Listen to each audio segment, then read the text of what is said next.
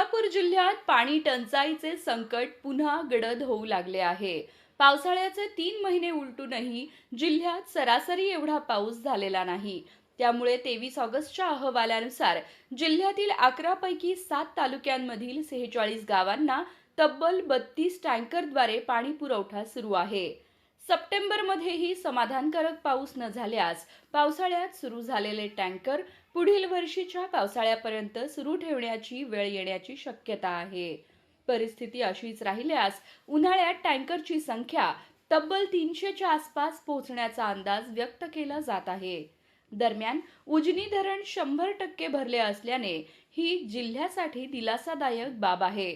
मात्र भीमा नदी, उजनी कालवा आणि सीना नदी परिसर वगळता जिल्ह्यात आतापासूनच दुष्काळ सदृश परिस्थिती निर्माण होऊ लागली आहे।